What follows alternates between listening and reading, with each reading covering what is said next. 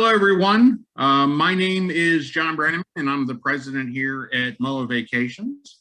On behalf of myself, Crystal, everyone at MOA Vacations in Branca, we want to thank you for joining us today. Before we get started, I had just a couple of housekeeping items I needed to cover. First, everyone should have received in the past 10-15 minutes an email with a link to an online booking engine for this train tour. Once you decide that you want to go on this trip, if you could please fill out that form. This allows us to date and timestamp your request. There's 86 people that signed up for this presentation, and when we started, we only have 7 rooms remaining. Now, Crystal assured me we could get some more rooms, but we're certainly not going to end up with 86. So if needed, we need to know the order in which people sign up. Secondly, in just a minute, I'm going to turn it over to Crystal Samson. She is the Rocky Mountaineer BDM, a business development manager, who's going to take us on the train adventure. If at any time you have any questions during the presentation, both myself and Mike Tyrell, who's the vice president here, will be available on the chat to answer those questions. If you go to the bottom of your screen, you'll see a little 2 buttons. One says chat and one said raise your hand. If you just click on that chat button, we're here to answer any questions you might have. And we'll also be available at the end of the presentation if there's any questions that haven't been answered yet. So without any further ado, I am pleased to introduce Crystal Samson with Rocky Mountaineer. Take it away, Crystal. Thank you so much, John. Super excited to be here and share Rocky Mountaineer with you, more specifically a specific group that we have special for MOA Vacations. Just like John said, if you have any questions, feel free to drop them in the chat throughout the presentation. We'll be monitoring that. And one note that I will add, if you think that your question is helpful to the entire group, in the chat box, you'll see a little drop-down menu and it'll ask you who you want your question to go to.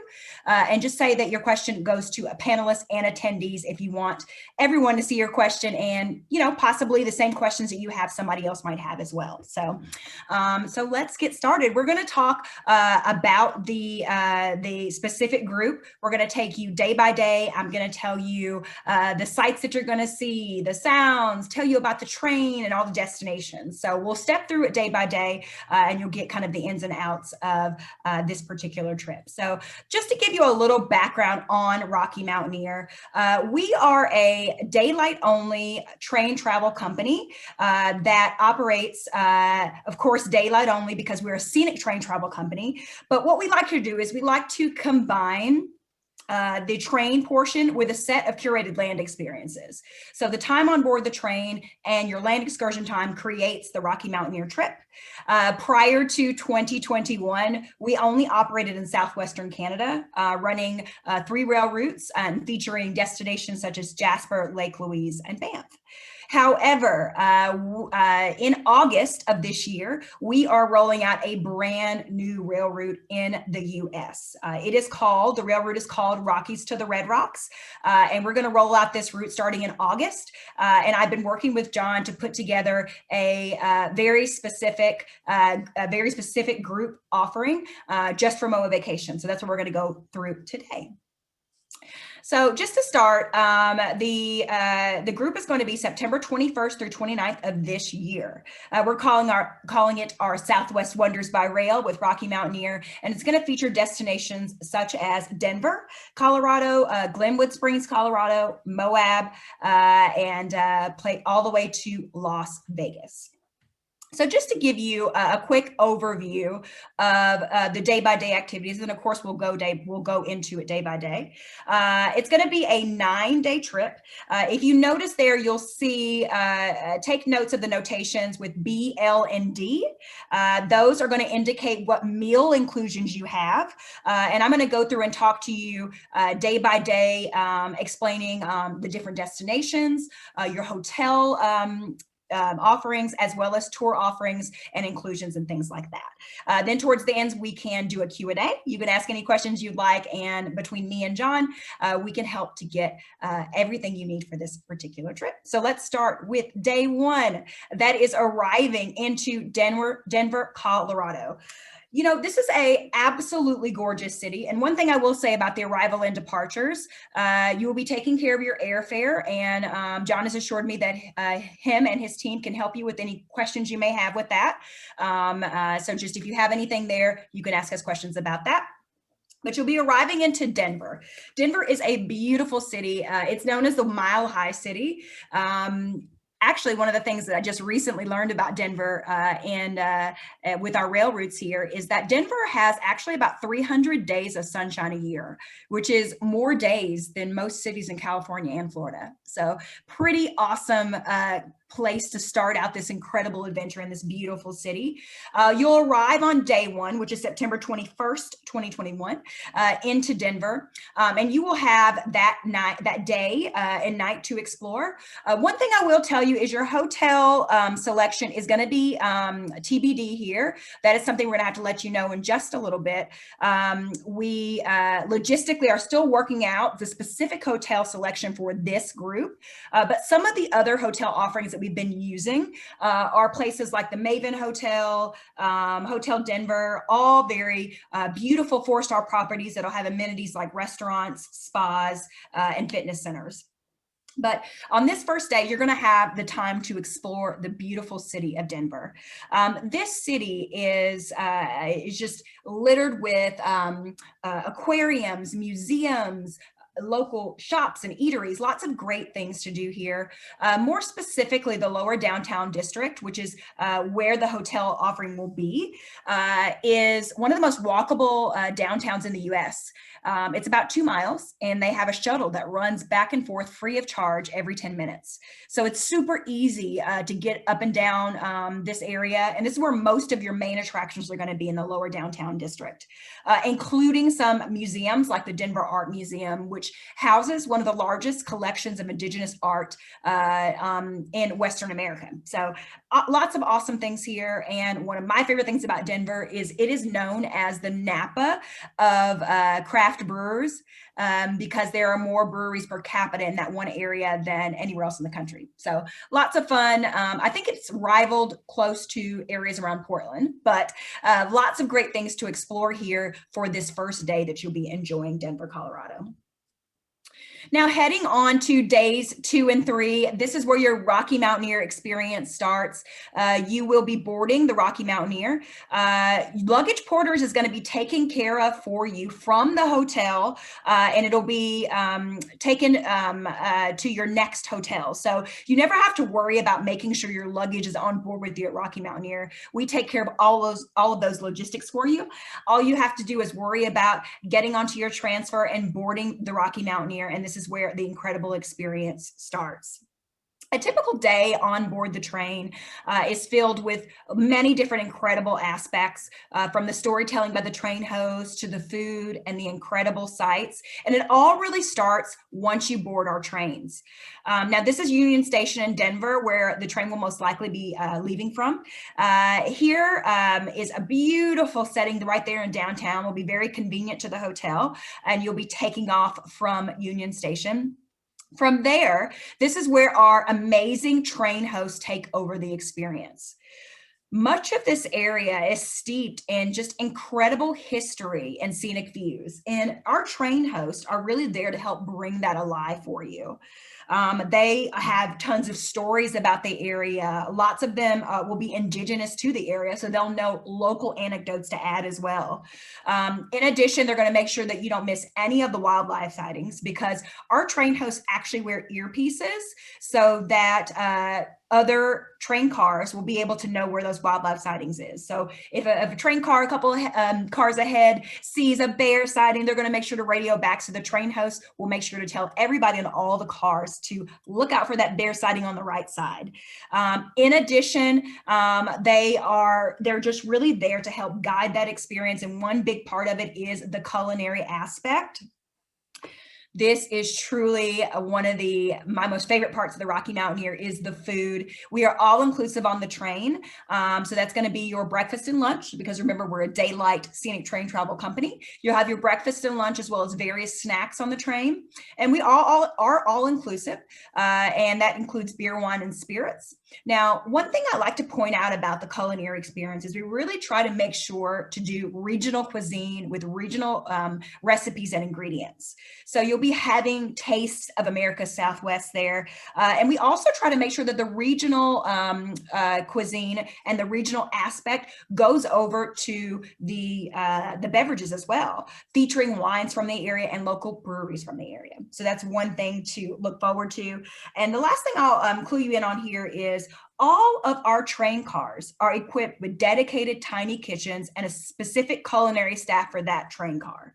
So what that means is, don't think about food being pre-made and loaded onto your train car. We are making everything fresh to order just for you and those on that particular train car. So keep that in mind.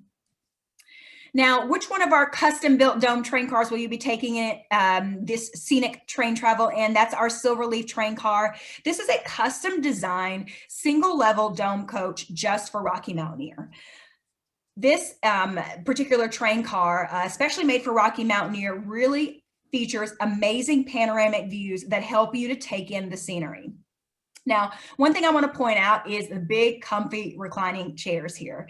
Now, I know we're virtual, you cannot see me, but I'm only 5'1". So I generally tend to fit anywhere, planes, trains, automobiles. I generally tend to fit everywhere. The last time I was on the train, I was riding with a man who was 7'2", and he remarked over and over again how much space he had on the trains, how much space he had above his head and at his feet. And he just, my wife took me on this trip. I didn't want to come because I thought I'd be uncomfortable on the train, and it was amazing. So, it doesn't mean much coming from me at 5'1", saying that it's really comfortable, but having someone, I like sharing that story because having someone that's 7'2" share their experience and comfort level really does help to paint the picture of the level of comfort you have in this dome coach, along with that panoramic views that's perfect for taking in the scenery. The train hosts are going to make sure that you have that experience with the storytelling. And as you can see here, those large glass dome windows extend from basically at your hip to above your head. And it really does create stunning backdrop for this scenery. We really do the utmost level of cleaning with the windows as well. And I have a lot of people that ask about photos outside of the windows. Well, one thing I'll tell you is we like to go the speed that we call our Kodak speed.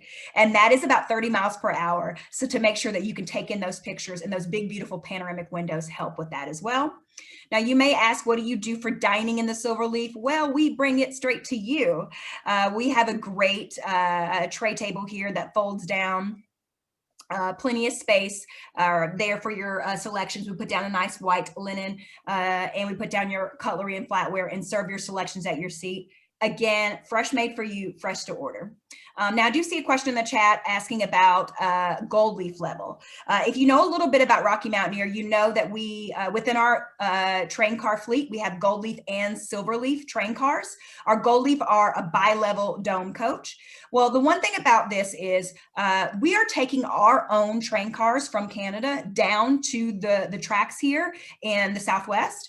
And unfortunately, the gold leaf train cars are a little too tall to fit in underneath some of the bridges, the trellises, and the overpasses. So we have to take our silver leafs down here, and we've made sure to add some enhancements so that you can make sure to have that amazing luxury experience. So that's a great question. Thanks.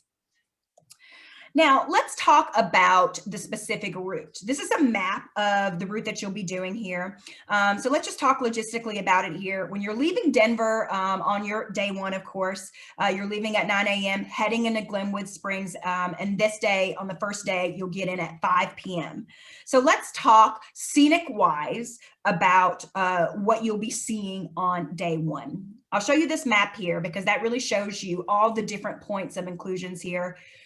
Day one, this day one of the train from about 9 a.m. to 5 p.m. is really truly about the views, this canyon views. This particular area and this entire route that we have follows about 60% of it along the Colorado River. Now, the only way you can see some of the scenery is by train or by canoeing and kayaking the Colorado River. And especially on this day one, you're really getting those amazing canyon views, as these canyons are really created as tributaries from the Colorado River here. Now, the first thing you'll pass over is the Big Ten curve. This was an engineering marvel built back in the early 1900s as a way to gain elevation over the Continental Divide. What's really cool about this is you'll go through the Moffat Tunnel, which is a tunnel that's literally underneath the Big Ten curve. So it's a really cool kind of way to start the trip. And as we go over the Big Ten curve, we do a mimosa toast to toast the start of this amazing journey. Some of the other sites you'll see is Red Canyon, a beautiful, almost carved out sedimentary rock known for that deep red color. That's a tributary of the Colorado River as well. Lots of great wildlife sightings here. You'll also see places like Byers Canyon, which is a short gorge off of the Colorado River. It's about 8 miles long, really kind of indicative of some of the headwaters and the natural hot springs that are in the area, as well as Gross Reservoir Dam, which is about, they have about 600,000 tons of concrete there that help to control the waters. So lots of different things to see there, and you'll be learning all the history behind this as well through the storytelling of the train host. Now, on that on your day 2, you'll be pulling into Glenwood Springs. You'll arrive there around 5 p.m. And you may ask, what's Glenwood Springs known for? Glenwood Springs is really known for kind of being at the base of the large mountain open areas that you'll see. You will get lots of great photography opportunities here. But what Glenwood Springs is really known for is the natural hot springs here. A beautiful natural geological system here, and there are 3 different hot springs in the area that are all conveniently located to the downtown. Now, again, the hotel selection here will be determined and confirmed prior to your leaving, but these are some of the hotel selections we're using in Glenwood Springs, all local and convenient to the hot springs to be able to go out and enjoy that. Now, you only really have the night here in Glenwood Springs from your arrival time around 5 p.m. until you decide to retire for the evening. But there are some great things to do here, downtown local shopping, as well as eateries and things like that. Now let's take a look at the map of day 2. Now day 2 is a little bit of a shorter train day. You'll be leaving kind of early, about 7 a.m. from Glenwood Springs, and you'll arrive into Moab around noon. Now on this particular day on the train, this is really where the beautiful canyons kind of subside and you come into these amazing mountainous structures, because Moab is really at the base of the national parks here. So one of the first things you'll pass is beautiful Parachute Creek. This is one of the most beautiful tributaries off the Colorado River. Miles and miles of beautiful inlet cliffs here. And then you'll start going by the Book Cliffs, most notably Mount Garfield, which is the highest point in the Book Cliffs at about 7,000 feet. Just incredible structures. Again, the second day is really about that mountainous scenery. You're coming out of the canyons, seeing the mountainous scenery before you start hitting that red rock scenery that Moab is really known for.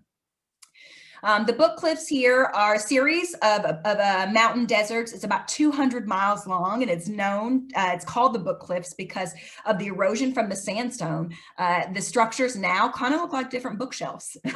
So that stretches for 200 miles, and you get a pretty incredible view of that, as well as the LaSalle Mountains here, which is where you'll start to see some of that beautiful red sedimentary rock, and those kind of national park settings really start here. Now, after you leave the train on this particular day, you'll arrive into Moab around noon.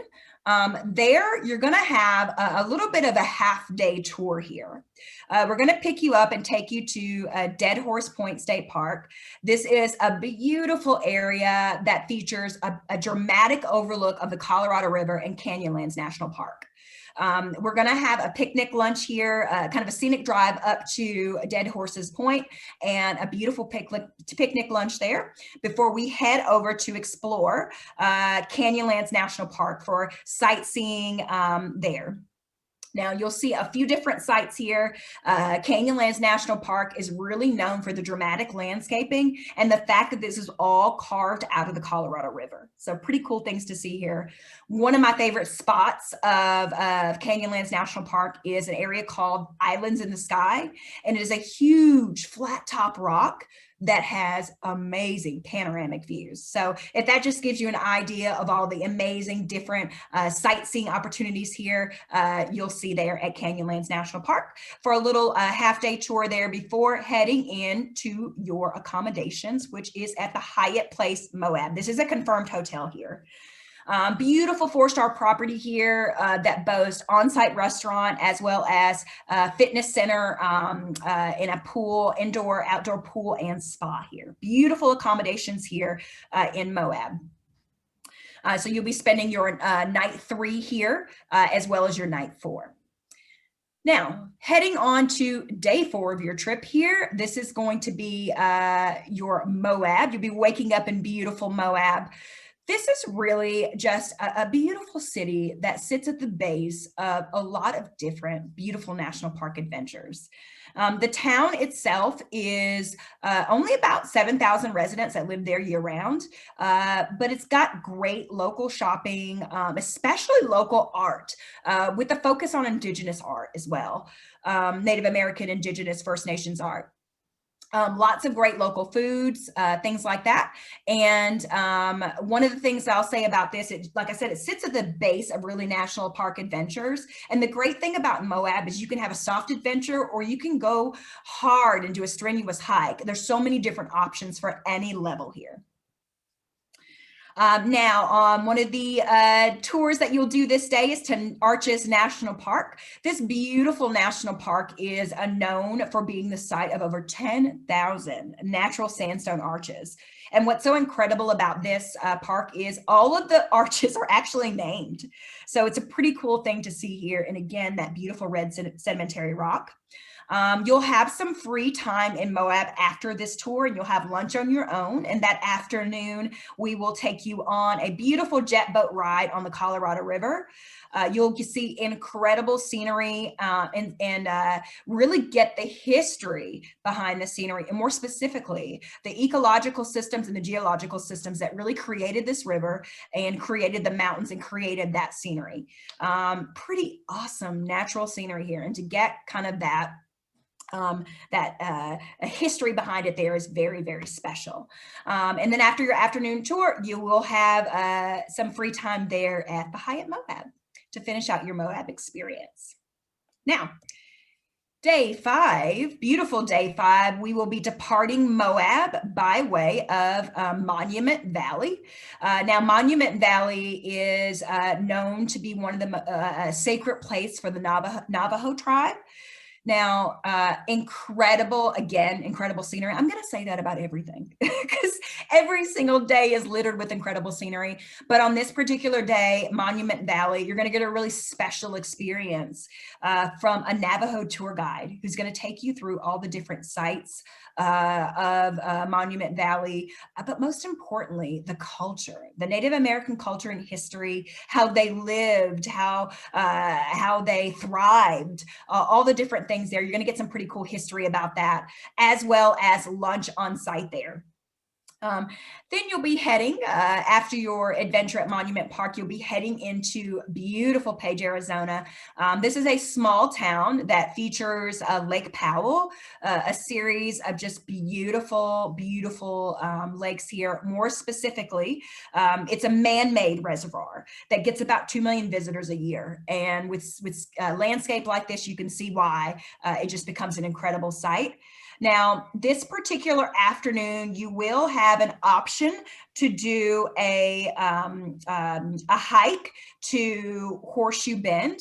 Now, don't let hike scare you. There are different levels of the hike that you can do, ranging from easy to hard. The easiest one is walking basically across the street to an overlook to look down into Horseshoe Bend.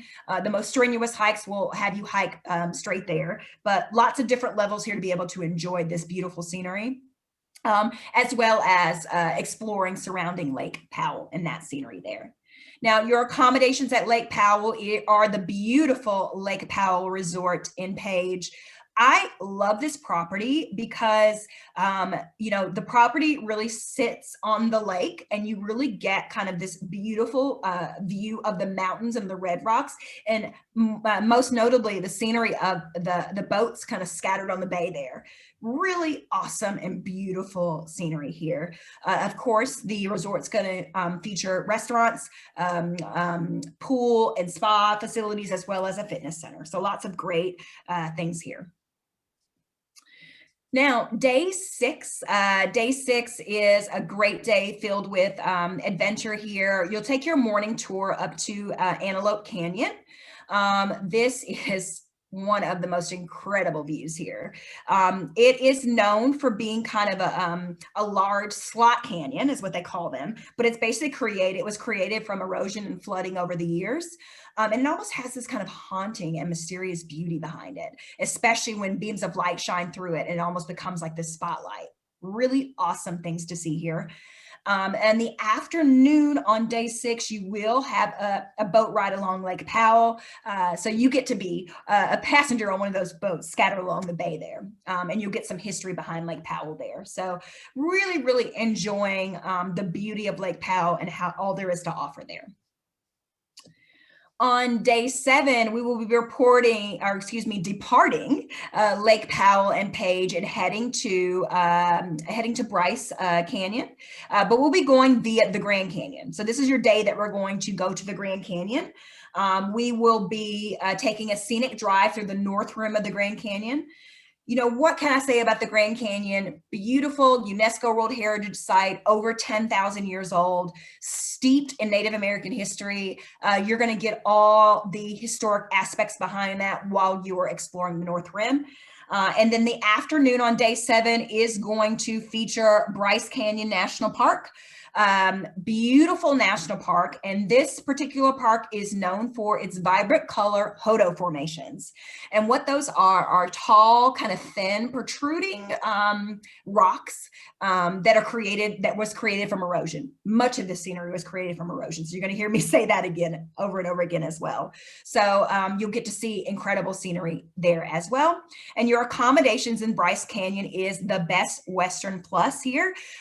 Very cute, very appropriate to the area with the decor hotel there. Nice, comfy rooms with all the amenities that I've been mentioning before with the hotels, on-site restaurants, indoor and outdoor pool with fitness centers, and comfy accommodations here in Bryce Canyon. Now, one of the special things that you're going to do on this particular day, this night, we are going to have a private stargazing experience with a local astronomer. How special is it to do it in this area? You're going to get to see some pretty incredible sights here, stargazing along those arches here. So that's one of the fun things to do there on day 7. Now, rounding out, going to your day 8, here on this particular day, we're going to be departing Bryce Canyon and heading to Las Vegas by way of Zion National Park. Wow, this is such an incredible way to end the trip. It is the oldest and most famous national park in Utah. It features 2,000-foot rock formations, forest trails, beautiful waterfalls and hanging gardens. This is truly one of the most beautiful parks that you're going to see, and most scenic parks with lots of different scenery that you're going to see on this trip. Now, after heading to Zion National Park, you'll pull in that afternoon to the beautiful Las Vegas, Sin City, and enjoy your night here on day 8 in Las Vegas. You know, what can I say about Vegas? Beautiful city, lots to do there. You know, you're going to really be able to enjoy that. What are your accommodations for Las Vegas? The beautiful Mirage Hotel and Resort, incredible accommodations here that we'll have for you and your night free to explore. Now, heading out, sadly, to day 9, this is where we will be departing Vegas. Again, your flight options will be, John and the team can help you figure out your flight options, but departing Vegas this particular day and checking out of the Mirage here. So now that just kind of goes over the day by day of this particular route. One thing I will answer, as there was a question about the COVID-19 policies for the tour. This tour is going to be in September of this year. Like most of us, I'm sure we're all hoping that some of the regulations and policies, it'll be safe enough to relax some of those, but we don't know that yet. So what I will say is that we will be monitoring very closely the regulations from the CDC and the World Health Organization so that you can enjoy your experience in safety. I would imagine that that mask might be still mandatory then, but I really can't speak to that until a little bit closer to the time. One thing that I will say is we've done a lot of work over the past year, streamlining our efficiencies on board and lowering things like or making sure we have efficiencies when it comes to sanitations. An example of that is having sanitation systems that will sanitize the entire train car in minutes, very similar to what the planes are doing. Those kind of things are all helping to efficiencies to keep you safe. So while I can't speak to the specific policies that'll be in place September of this year, I can tell you we will make sure to let you know plenty of time to be able to prepare, and we'll make sure that you are traveling safely. So with that, I am going to throw it back over to John here. And I'm going to take a look at the Q&A as well and get ready for those questions. But John can let you know kind of exactly how you can get more information and book. So John, take it away. Thank you. Excellent job, Crystal. Thank you for taking the time to go through that itinerary with us day to day. I did have one thing on COVID. I'm sure most of you have seen emails we ran in the past. We do have a signature group where we chartered the American Countess for a Mississippi River cruise. Their first sailing is actually going to be March 15th. So they're going to start cruising the Mississippi River. Our group isn't until July.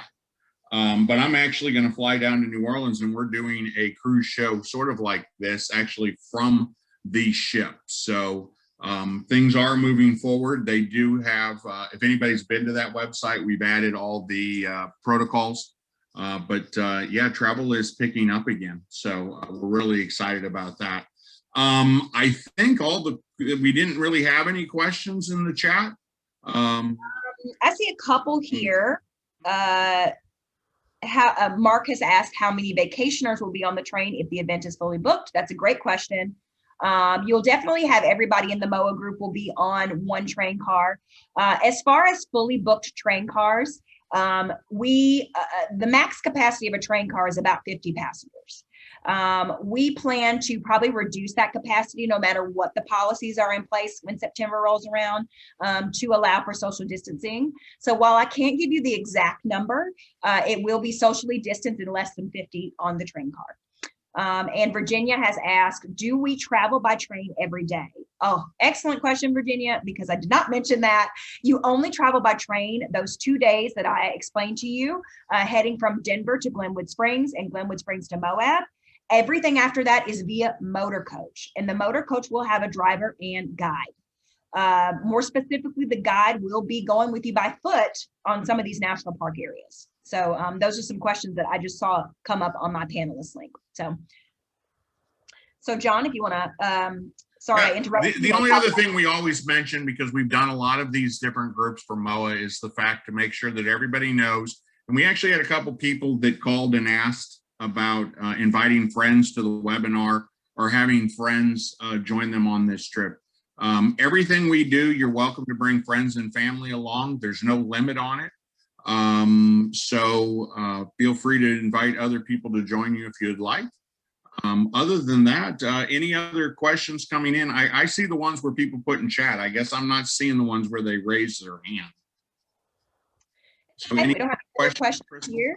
And one other thing that I'll piggyback on with you, with the note that you mentioned, John, is to say that in about 24 hours, so tomorrow around this time, you're going to be getting an email from, it'll be automatically generated from Zoom, but it's going to have some really helpful information, some links to some videos so you can see more information about this, as well as the link that John has sent to you for booking and making sure that you get on that timeline there.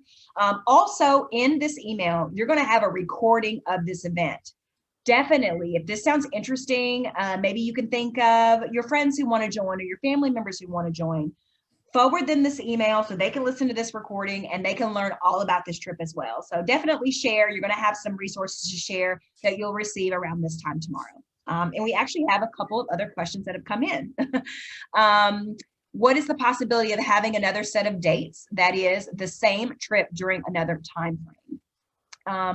That's a great question. I will let John answer that, because if you wanted to do another, you wanted to do this particular rail route and you wanted to do this trip, but you can't go on this date, that would be more of an individualized reservation, and John and his team can help you to book that reservation. That's correct, right, John? It is actually what I was going to say. If someone has another date in mind or a time period in mind, if you could please give us a call or drop us an email, because not only are we looking to add additional spaces to this departure, but once this one's full and we can't get any other space, we are going to look at having at least one additional departure date. So if you have suggestions for when that date should be sure and just call us or drop us an email, and we'll try to work around those preferences. Awesome.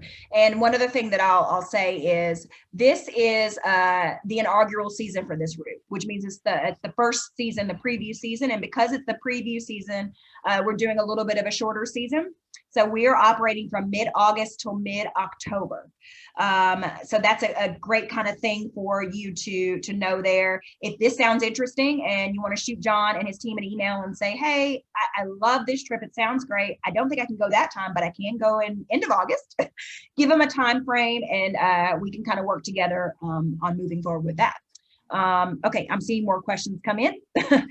Are seats assigned on the rail cars, or is it first on board, first choice seat? Great question. The seats are assigned. You will be close to other members of MOA.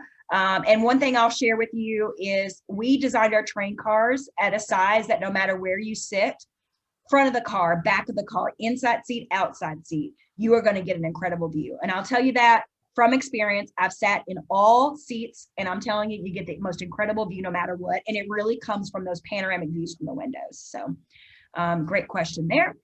Are there children's age limits? Will this be a little kid train? No, we don't have any age minimum that we require. However, there are no child programs on the train. So I would just say if you're going to bring children on the train, just make sure that you have maybe activities for them, because we don't really have child programs on the train for entertainment. It really is just about that storytelling and that scenery. Now, that being said, lots of kids can kind of entertain themselves or enjoy that history and scenery as well. But there's just no child programs. So great question there. And one other thing that I'll say is a lot of this area is remote. And this first inaugural season, we will not have Wi-Fi on the train. So in some of these remote areas, children may lose service. They may lose a movie on their iPad. While we would welcome all on board, I always like to caution it and make sure that it's the right kind of child for this trip. Jay has asked, what is the deadline to make the trip? And John, I'm going to pass that over to you, a deadline for the trip in booking. Well, as long as there's space available, it'll be open until final payment is due. The final payment date is on that booking form, and I'm in the call, so I don't have that pulled up right now, but that's not until July. So all the way up till July, if space available, we'll be able to sell it. But I do know people have signed up today. And as I said, it's 70 days prior to departure when final payment is due. So for this particular trip, you can go back and figure out when that is or look at that booking form. If we add additional dates, it'll be the same thing. 70 days prior to departure, final payment will be due. And we won't be able to hold any space after final payment is due. So what we do is we contact Crystal, we tell her a date that we want, and then we hold space. So right now we're holding space until July, but I can tell you we won't still have space in July, but we're hoping to add more additional dates. So I hope that answers the question. Yes. Don has made some comments here about sounding like you're very excited to travel, and just asking about participants, hotels, employees, and COVID vaccinations. Again, Donna, that information is in development. I would imagine that it's going to be pretty much across the board, testing and mask and things like that in September, but we just don't know quite yet. But stay tuned. John, his team, and myself, along with them, will make sure to let you know everything prior to you leaving so that you can make sure that you're comfortable with the trip. I have earlier American. Go ahead. I'm sorry, Crystal. No. Go ahead on, John. And okay, I was going to say, I mentioned earlier American Queen, and the reason I brought them up is because since they're actually about to start traveling, they actually have CDC approved protocols that they have released. And those are actually on the Moa Vacations website. If you click on the American Queen cruise, so you can go through and see actually what they're requiring. They're doing testing, questionnaire, temperature checks, masks as long as that you're not in a when you can't socially distance. So for example, when you're walking up and down the stairs on the ship, they'll want you to wear masks. When you're at a bar or a restaurant, you don't need to. And then after July 1st, they're going to require vaccinations to get on board. But not saying they're going to be the same for Rocky Mountaineer, but it is the first cruise or tour company that we know that is going to start traveling under the new kind of CDC guidelines.